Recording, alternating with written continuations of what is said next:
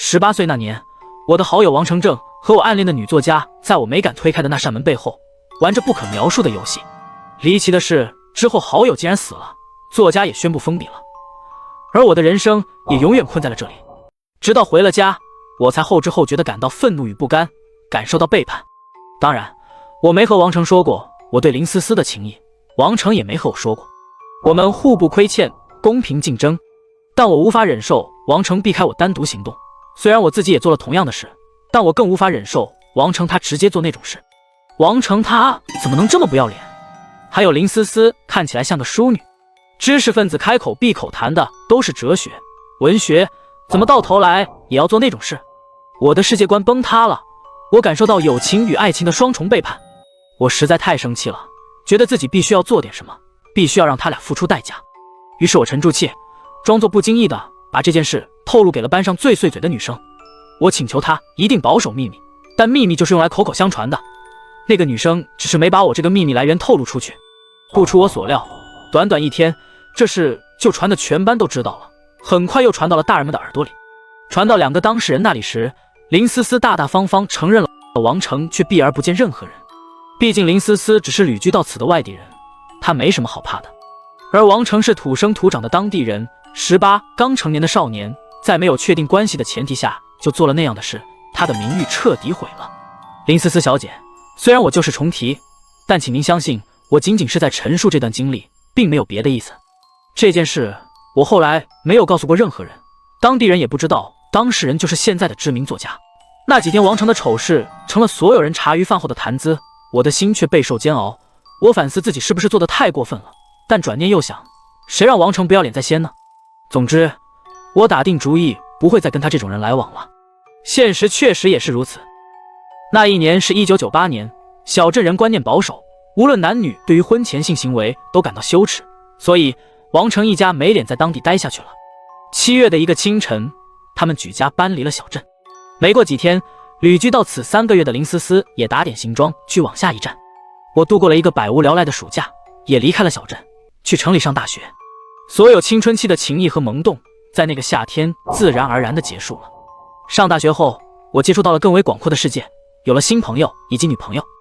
我的社交看似不受影响，但只有我自己知道，我时常午夜梦回，梦到那扇门，那扇黑暗中虚掩的门，门缝透露出狭长的一道光亮。我无数次推开它，耀眼的白光闪过以后，我会看见林思思和王成躺在一张床上，或者朋友和女友躺在一张床上。在我往后的每一段人际关系中，我无法克制猜忌之心，无法真正信任友情与爱情，所以我的每一段感情都无法长久。我的朋友和女友最终都会离我而去，虽然他们之间清清白白。那些年多少人来了又去，我其实一直是孤零零的一个人。此外，我的精神生活也很贫瘠。曾经我很喜欢看小说，还爱上了一个作家，但是爱情破灭后，我对小说的乐趣也失去了。我大3时，悬疑作家林思思逐渐崭露头角，周围的同学都在讨论她，不乏有人向我推荐她的作品，但我不感兴趣，不在意，无视有关林思思的任何信息。就这样过去了几年，我大学毕业工作了1年后，时间来到2003年，有一天母亲联系我，叫我回老家参加王成的葬礼。再次听到这个熟悉又陌生的名字，竟是他意外离世的消息。我向公司告假，返回老家。王家家门大敞，吊唁的人络绎不绝，进门就是灵堂，一具棺木摆在中央，王成的父母和哥哥端坐两旁，墙上挂着王成的照片，还是高中时拍的，脸颊圆圆的，眼睛笑成2弯月牙，神情灵动，仿佛下一秒就要喊我出去玩。我看着那张照片，恍然如在昨日，我怎么也不敢相信，与昔日好友一别，5年再见，竟是阴阳两隔。时过境迁，当年的事已无人再提。面对一个年轻男孩的猝然离世，大家都惋惜不已。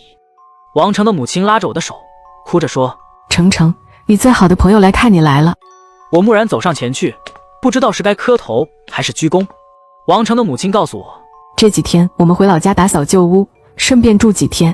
有天傍晚，王成出门散步，失足掉进了河里，又赶上汛期，雨水多，水势急，乡邻们帮着打捞了3天3夜才找回了。找到时已经肿胀地呈现出巨人观了，场面惨不忍睹。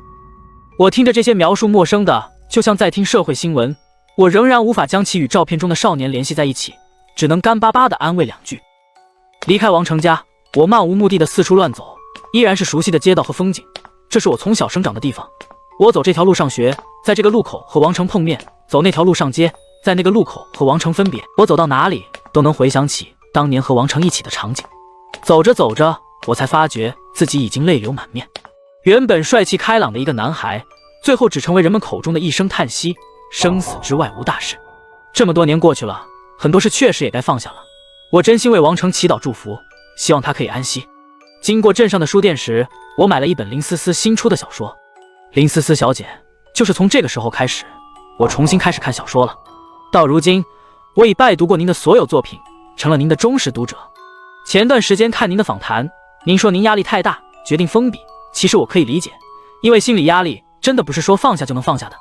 当年参加完葬礼，我下定决心放下过去，但多年下来，我仍然止不住的做噩梦。回想起那扇虚掩的门，我仍然不得不站在那扇门前，饱受不可名状的折磨。另外，不知怎么回事，我频频回想起好友的葬礼，我总觉得哪里不对劲。我感觉遗体告别时，躺在棺木里的那个人不是王成。林思思小姐，写到这里，我的心情有些复杂，几度下笔又迟疑，很抱歉，信还没有写完，便先行寄给您了。请您看到这里后，再将这封信寄还给我，不必附带回信。我将跟您讲述接下来发生的事。下一封信非常重要，我将确认您看完了这封信，才会寄下一封给您。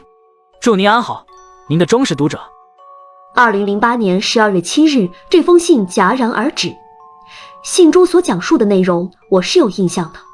当年我旅居各地，体验生活，收集素材，确实在一个小镇有过一段不可描述。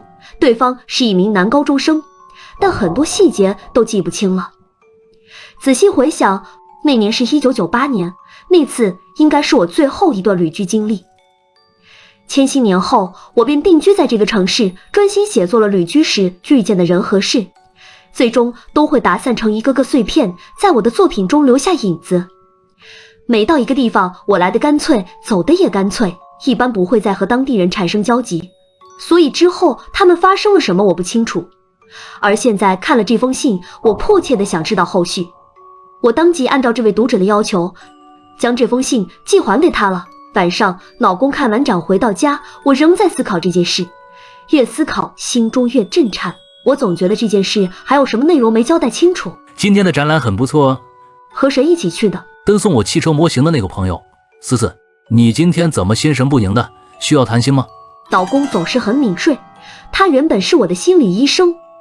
作为一名敬业的恐怖作家，因为对恐怖探索过深，我自出道起就饱受精神问题困扰。我的心理医生帮助了我很多，我们维持了几年医患关系，便产生了更多的情愫，最终结为夫妻。多亏有老公陪伴，我才能在写作这条路上安稳地走到今天。